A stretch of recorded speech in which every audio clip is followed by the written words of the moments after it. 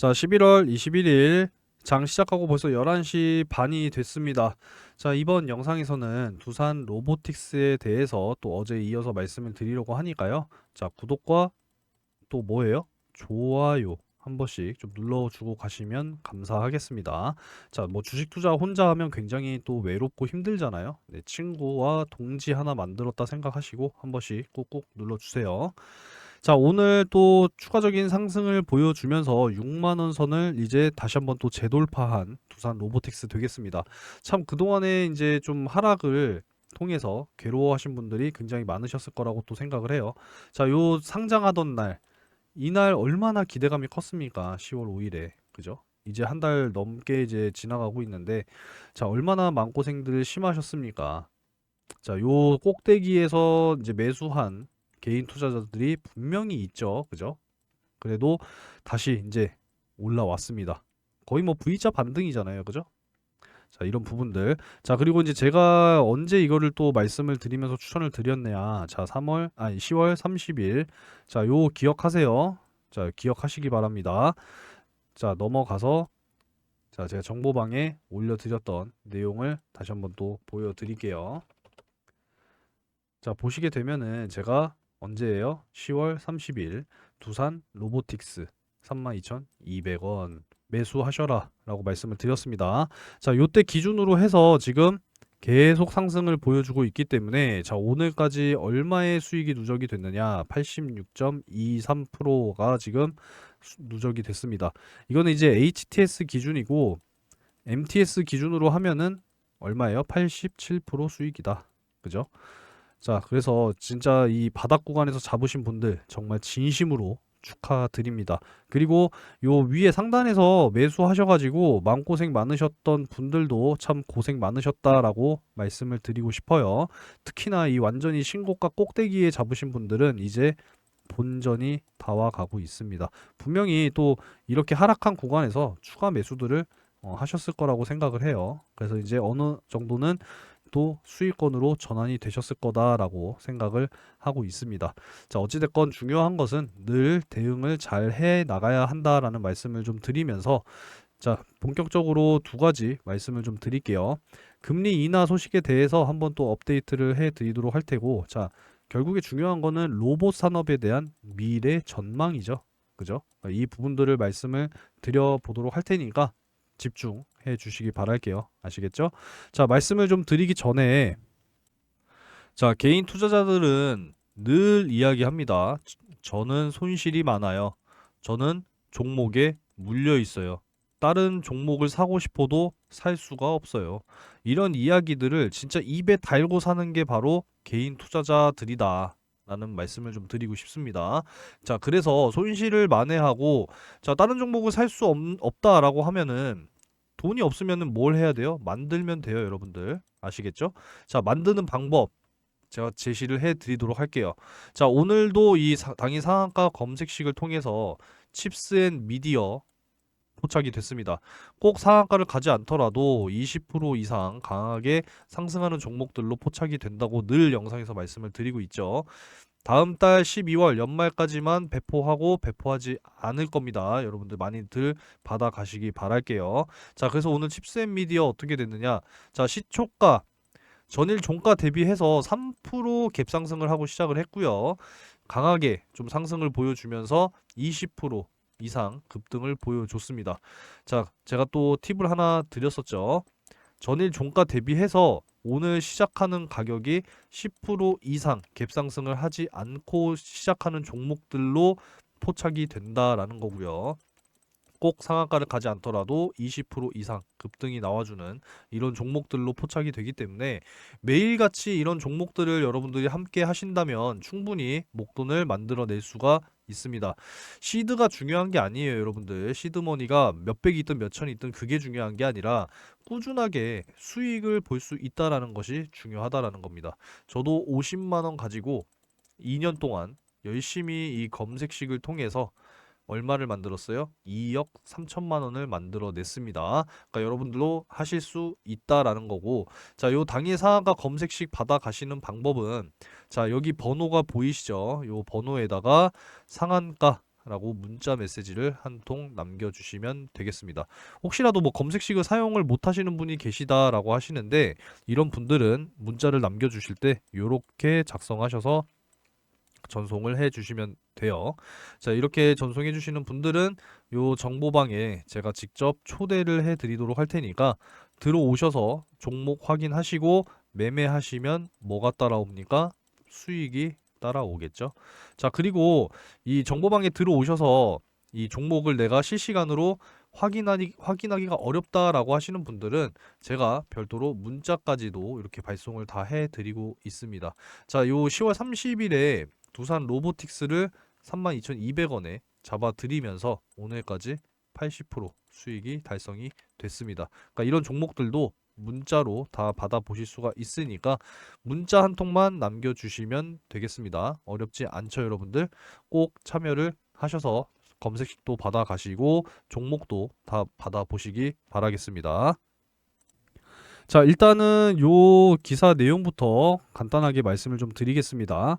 자, 이탈리아의 요 홈베르거라고 하는 기업이 두산 로보틱스의 기술을 활용을 할 것이다 라는 이야기가 이제 나왔어요.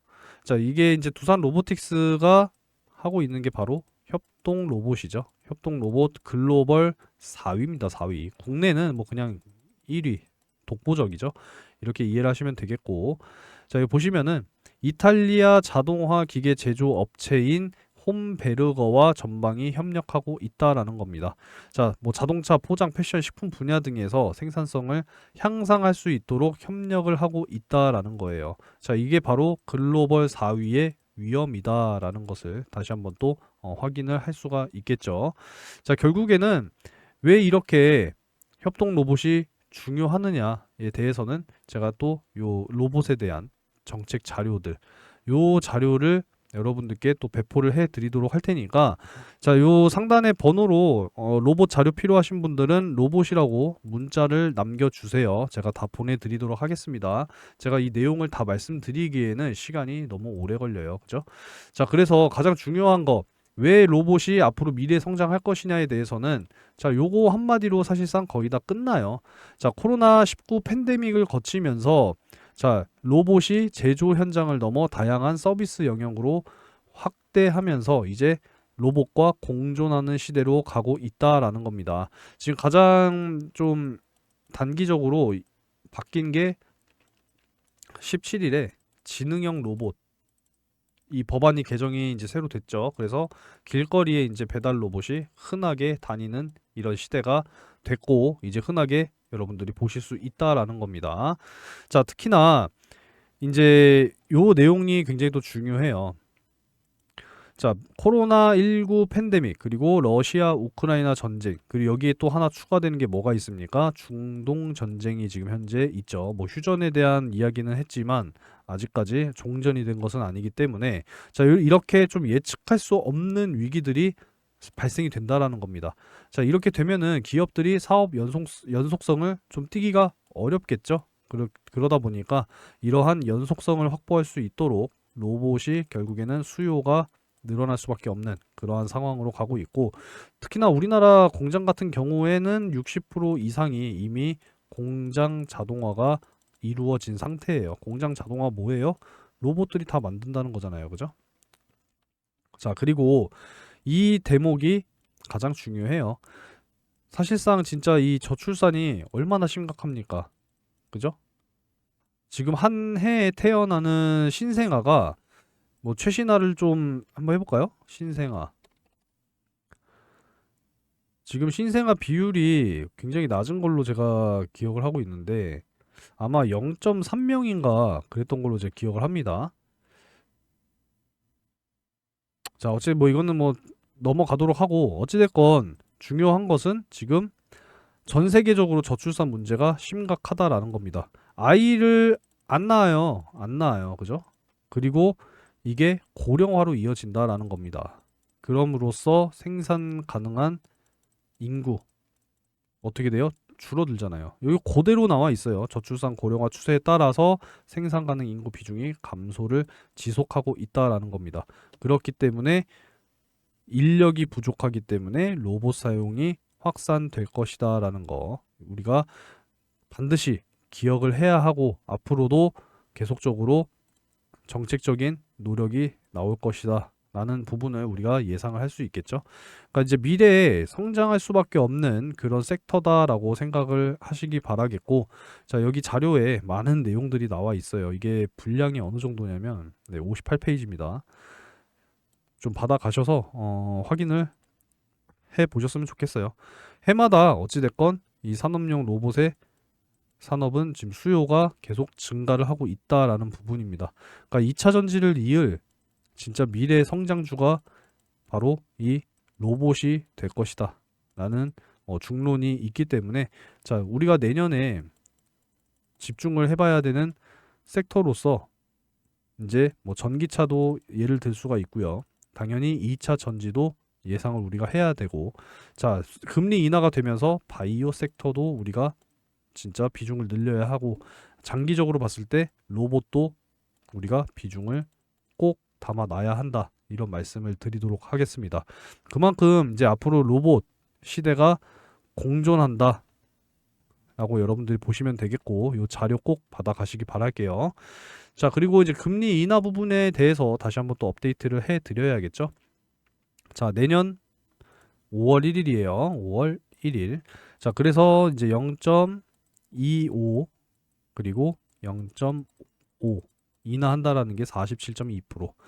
자, 요거는 이제 최대 0.75까지 인하한다라는 건데 13.2%나 돼요. 그러니까 5월을 기점으로 금리 인하는 거의 확실시 될 것이다.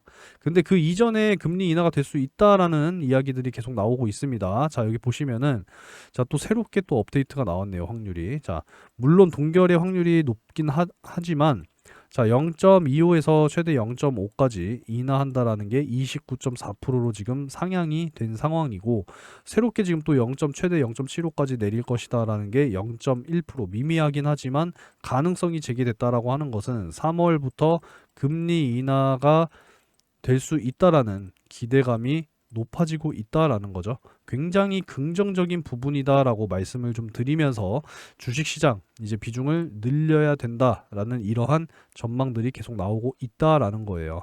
내년 한국 증시 비중을 확대해야 한다. 자, 유망 업종 5개가 있는데, 자, 반도체 그리고 하드웨어, 자, 이런 부분 안에도 충분히 로봇이 들어갈 수가 있습니다. 로봇도 결국에는 하드웨어와 AI, 뭐 반도체 다 들어가겠죠, 그죠, 여러분들? 네, 충분히 엮으려면 엮을 수 있어요. 자, 그리고 인터넷, 미디어, 엔터, 그리고 자동차와 부품, 헬스케어, 바이오 헬스케어죠, 바이오 헬스케어, 그리고 통신까지 이렇게 지금 유망 업종이 전망이 되고 있다라고 골드만삭스에서도 직접 언급을 하고 있기 때문에, 자, 내년에 우리 한국 증시 진짜 비중 확대를 이제 해야 된다라는 거. 그래서 내년에 여러분들이 급하게 들어가시면 안 된다라는 겁니다. 자, 미리미리 지금 올해 진짜 아직까지도 증시가 바닥일 때 열심히 투자를 시작을 하고 비중을 늘려야 된다라고 말씀을 지금 계속 드리고 있어요. 그죠? 자, 그래서 현금이 없어요. 뭐 손실이 많아서 나는 뭐 물려 있어야 돼요. 뭐 이런 부분들 말씀들을 많이 하시는데, 그러지 마시고 제가 이벤트 하나 진행을 하면서 방법을 제시를 좀 해드리려고 하니까 여러분들 영상을 좀 끝까지 시청하시면서 꼭 좀 준비를 하시기 바랍니다. 왜? 24년에 진짜 큰 기회가 다가오니까요. 아시겠죠? 자, 여러분, 24년에 이제 가장 빠르게 다가오는 메인 이벤트 중에 하나가 바로 뭐예요? 자, 22대 2024년 이제 국회의원 선거입니다. 총선이죠, 그죠? 다음 달 12월 12일부터 이제 예비 후보자 등록을 시작으로 해서 이제 몇 달이에요? 한 5개월 정도의 긴 여정이 이제 시작이 됩니다. 그런 부분이기 때문에 지금부터 우리가 준비를 해야 된다라는 말씀을 좀 드리는 거예요.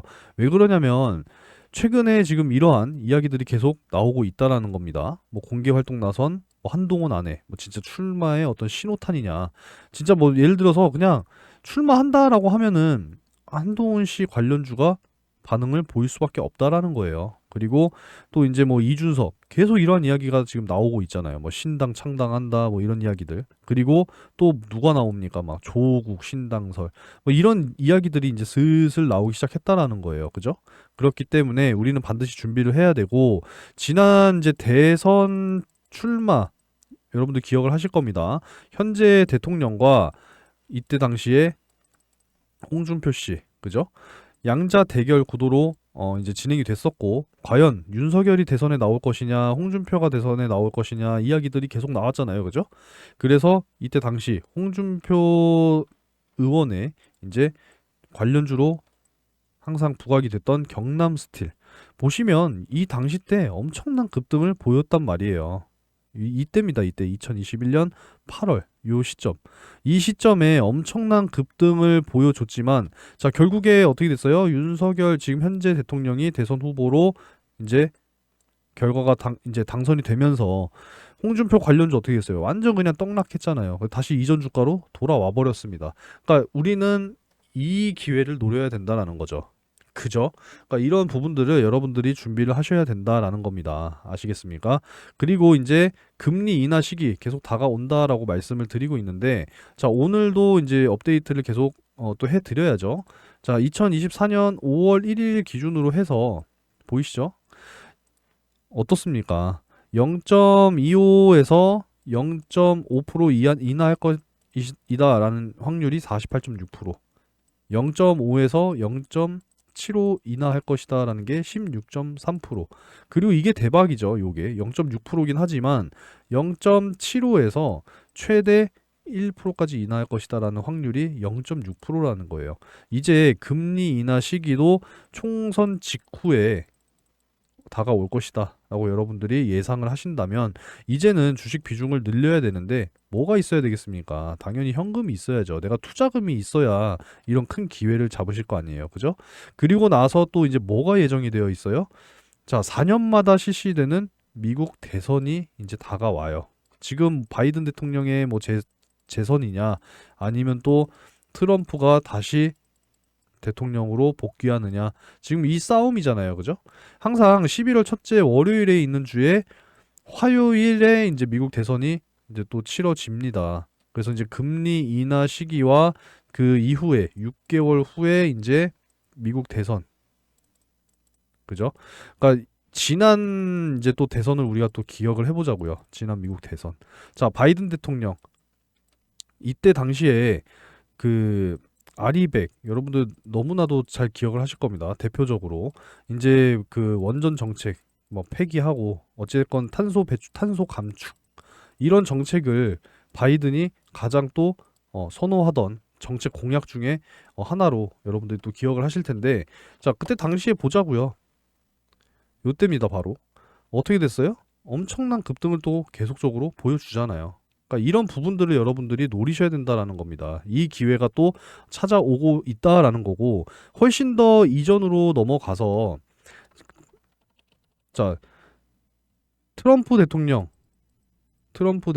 당시에 또 어떤 게 있었습니까? 5G 통신 장비 쪽 섹터가 또 강하게 또 수혜를 받았었죠. 바로 이런 부분들이라는 거예요. 이런 부분들.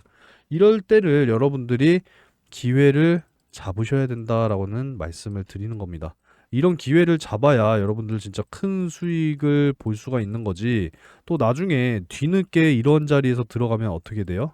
주가 곤두박질 치고 또 손실 보는 겁니다. 아시겠죠? 그러니까 미리미리 좀 현금을 준비해서 미리미리 바닥에서 매수를 해서 상승 나오는 이러한 구간에 우리는 수익을 챙겨 나오자 이겁니다. 이렇게 여러분들이 매매를 이어 나가셔야지 손실이 없어요.